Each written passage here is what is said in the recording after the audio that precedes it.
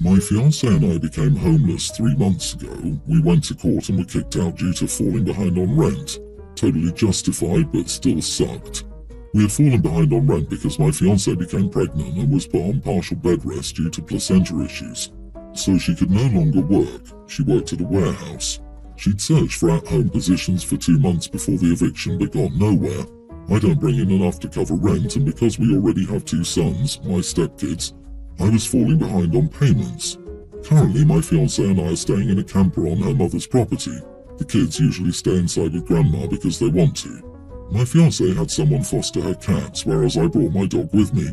I will admit that she's not a fan of my dog due to some behaviours that she doesn't like, such as my dog does whine when she wants attention, which is a lot. It's due to her breed, honestly. Every dog I know of the same breed does the same thing. Or my dog will dart in front of you and throw herself on her back, wanting belly rubs, and 9 times out of 10 she trips you. Or she will weasel her way between us, digging you in the process because she wants to be touched 24/7, so there's not exactly any alone time or even a moment when you aren't being touched or whined at. So being in a camper with limited space, my fiancé has been getting extremely angry regarding the dog in general. Before we were in a big house, so it was manageable, but obviously not now. We've been searching for places to go because obviously this camper life isn't permanent by any means. Still, our state only has a 0.9 vacancy rate right now due to asylum seekers and refugees, so it's been tough. We finally did get a call back on a place a few days ago that was within budget and surprisingly big enough. She told me to jump on it and I had planned to until they told me I couldn't bring my dog. No pets, so I turned it down. My fiancé went crazy. She said that I needed to make sacrifices because she was now 7.5 months pregnant and that she would have to get rid of her cats too. She didn't want to do that, but the kids were the priority, not the animals. She said the state could come to take her kids if she gave birth and tried raising a baby in a tiny camper. I told her I wasn't willing to get rid of my dog for a house for anyone, and now she won't speak to me. She told me to go to my mother's and she and her kids would figure it out. Am I the idiot? Edit, this wasn't just about my dog, this is also about my fiancé's cats. She's had these cats for years, the oldest for 6 years and the 2 younger ones for 3. Rehoming her cats would be extremely hard on her mentally, as her cats mean everything to her. I understand she would 100% choose the house over the cats, but I don't want her to have to make that decision either. Rehome the cats, no problem. Rehome the kids, sure, why not? Rehome my dog, I'd rather my heavily pregnant partner was homeless. Wow, so apparently your dog is more important than your soon-to-be newborn baby? So she might lose your kid to the state and you're cool with that? You are the worst ever, and there is something very wrong with you. But he's worried about her. She would be heartbroken if she lost the cat she's had for 6 years and a whiny, clingy dog that will literally trip a pregnant woman if she isn't paying attention. I guess they're more important than a baby he's never met. Something is really wrong with OP. The partner should leave him and his dog. Then she and the kids could get the house, and he could continue to stay in the camper with the dog. Dude, wake up. You would rather be homeless and contribute to your wife and kids being homeless than part with your dog, by which you would also wind up homeless. I know getting rid of a love pet is tough, but seriously, you put your dog above your pregnant wife, kids, and basically yourself. So please think about it again, think hard, and be honest with yourself. Then explain to yourself, and perhaps the entire internet, what makes you think you aren't the idiot here. Of course you're the idiot. Get your priorities straight. OP has an eviction on his record and got a rental offer. You don't get many choices to begin with, let alone with an eviction record. If I were you, I'd call back that place, gladly accept the terms, and find a place for your dog with family or friends or rehoming it. You're one step from homelessness because of the dog. Is it worth staying in that situation with a newborn because of the dog? You need to figure out this situation. My 22 female boyfriend, 26, and I have been dating for about 2 years. Up until recently, we both lived at home. I was fortunate enough to buy my first place recently with the help of my parents. Mom is a realtor. I'll move into my place at the end of the month. My boyfriend and I talked, and he brought up the idea of letting him move into my place with us living together. He said that he'd obviously pitch in with bills and everything. Now, I was hesitant about this for a few reasons. Whenever he comes to my family's house now, it's like picking up after a child. He's constantly leaving dirty dishes on the counter, food wrappers wherever, water bottles wherever, etc. I'm continually having to remind him, hey, can you please throw this out? Hey, can you please put your dish in the sink? But nothing ever seems to stick. He's never lived alone before and had to fend for himself, like not even when he went to college. He's always lived at home. For example, in my current situation, yes, I live with my family, but I live in the basement. I fend for myself, as in I buy my own groceries, cook my own meals, etc. Sure, he knows how to cook, but he never buys his own groceries and stuff and mainly just eats what his mom makes or whatever's in the house. Since we first got together 2 years ago, he's always complained about how he hates his job. He always calls in sick because he hates it and doesn't feel like going, yet he hasn't tried to find something new that he enjoys doing. This makes me nervous because I don't want someone fending off me. I really also enjoy and value my alone time, hence why I decided to stay home and save as opposed to moving out somewhere with roommates. When I explained my reasonings to my boyfriend, he immediately got defensive. I'm sure some of my reasonings were a hit to his ego, but it's the truth and these things need to be addressed before we rush into moving together. So we cut the conversation short and just started saying, forget it, just drop the conversation, I just won't move in with you. He's been dry and bitter to me ever since and sulking around. I feel like kind of an idiot, but at the same time, I'm not just going to let these issues go like he clearly wants me to. I feel bad because I know he wants to escape his crowded living situation, but I stand by what I said. Am I the idiot for not letting him move in with me? Honey, your boyfriend wants to move in with you so you will become his new mommy. But even better because he gets to have intimacy with you. What a deal. But you know what will come? You said no to him moving in, because you're smart.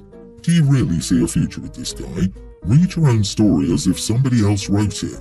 Seriously came here to say all of this. Not only does he want you to take care of him, but he's throwing a tantrum because you saw through him. And now he's trying to make you feel exactly how you feel, like it's your fault. You know you aren't the problem here. He is. Don't let him try to convince you that he will be any different from what your gut is telling you. You are not the idiot one bit. You telling him your concerns and sticking to your guns will save you so much freaking grief. You're incompatible. He's 26. He's not gonna change. He's looking for another mommy. Rethink this relationship. The two of you are in entirely different places in your life. He's still acting like a teenager and you're moving on to the adult world. It's beyond rude to go into somebody's home and behave the way he has. You know if he lived with you, he would be worse. You'd be picking up after him 24/7. He wouldn't work, so you'd be paying the bills. And he's already shown that you can't discuss problems with him because he pouts. Girl, trust me, you'll be his new mom. My wife and I are in the process of getting a divorce. We have 2 daughters who are young teen and tween. Initially, we were trying the whole one stays there 1 week, then the other while renting an apartment. This was to keep the children in one home and have minimal disruption. However, it wasn't working out for us, especially the girls. We decided I would get my own place and my wife would keep the house, with the girls alternating between us every other week. At the house, my girls each have their own room. I tried to find a place that had 3 bedrooms, but they were out of my price range. At this time, I can't afford to buy a house, so I'm renting. I found a decently sized apartment and decided my girls could take the master bedroom as it's bigger and would fit 2 beds. I got a divider and tried to make it so they'd have privacy. They hate it, and I understand. It's different from what they're used to, and they are very different. There's a lot of bickering. We've had this arrangement for a couple of months now. I've tried my best to keep the peace. I told them that hopefully they'll have a bigger place by next year. My wife has been shaming me for forcing them to share a room. She says I should sleep in the living room. 1, it needs to be bigger for a pull-out or air mattress.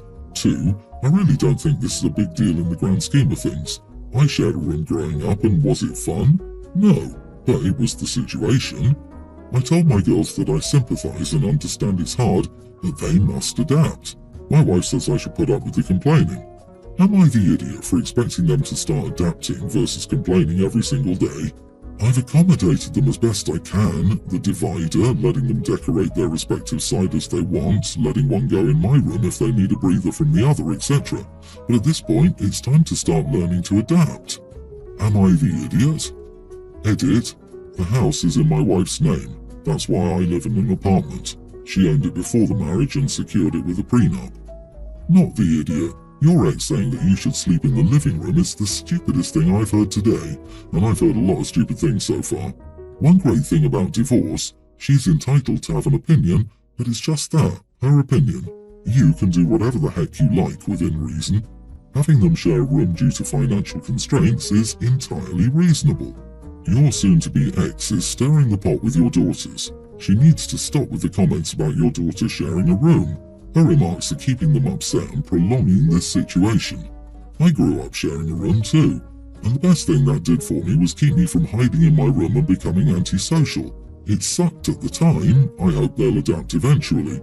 I think you've been more than accommodating in giving up the master. Soon-to-be ex is keeping it stirred so she'll get full custody. In most states, as a young teen, a child can decide who they want to live with full-time, and in most cases, if your teen picks one parent, the tween gets the same visitation. Then, soon-to-be ex hits the lottery. She gets the house, alimony, and child support. OP gets it every other weekend. This sounds like what's happening. My dad died unexpectedly and was relatively young. My youngest sister was a toddler at the time. Her hair was a lot like his. It's super curly. Because of this, our mom did a lot to maintain it. Growing up, Mom would spend hours on my sister's hair. Each morning was dedicated to the two of them in the bathroom, with my sister screaming and crying because brushing through it was long and unpleasant. Until she was a young teen, Mom insisted on washing and styling my sister's hair. She never let her cut it or dye it. When someone suggested trimming it, they were kicked out of the house. I won't lie, Mom was controlling at times, but I thought we all knew it was because of grief and memory of our dad. Well, Mom died, and the first thing my sister did was get her hair chopped incredibly short and dyed. She sent me and my siblings a picture of her new haircut, with the caption, "Sharon, our mom, always said I would grow my hair down to my butt. Not anymore. I thought it was my sister's way of grieving, but now she mentions it a lot, like asking how angry I think Mom would be if she saw my hair this short." I told her after the 5th comment to stop acting like her haircut was a big achievement. It's not. Millions of people get haircuts, and she should know her hair was important to Mom because it reminded her of Dad. She said she wasn't supposed to be Sharon's doll or a replacement for their dad. She should have been her own person, and if I can't respect that, she doesn't need me in her life. Am I the idiot? You are the idiot. How about some empathy? Your sister was traumatized by your mother, who essentially abused you. She has finally found freedom, and you can't be happy with her. The jealousy oozes from this story. You see your sister as the golden child. She's the victim. It's telling that sister calls mother by her name instead of Mom. Hun, it wasn't just controlling. Your mother was abusive. I wasn't allowed to cut my hair until the 1st grade. It was already below my butt. I was a little kid sitting on my own damn hair. Finally, my father is the one who said, if she wants to cut it, she should be allowed to cut it. I went in with more than 2 feet of growth and came out with a bowl cut, the only name of a short haircut I knew. It absolutely was a damn accomplishment. Part of the problem is that it sounds like OP had a much better relationship with their mom. I think OP actually grieved for their mom's death and missed them, whereas for OP's sister, her mom's death was just the end of a cycle of abuse and being treated as her mother's doll. OP needs to realize that cutting her hair is a big deal for their sister because she was constantly abused, and that just because OP wasn't subjected to this, and OP's mother provided for them, and probably loved them both in her own twisted way, that it doesn't mean she wasn't toxic. OP is definitely the idiot for minimizing their sister's trauma, and both of them would benefit from therapy. We live in the US. I, female, have 2 kids, Kylie, female 28, and Chris, male 25, and both of them are married.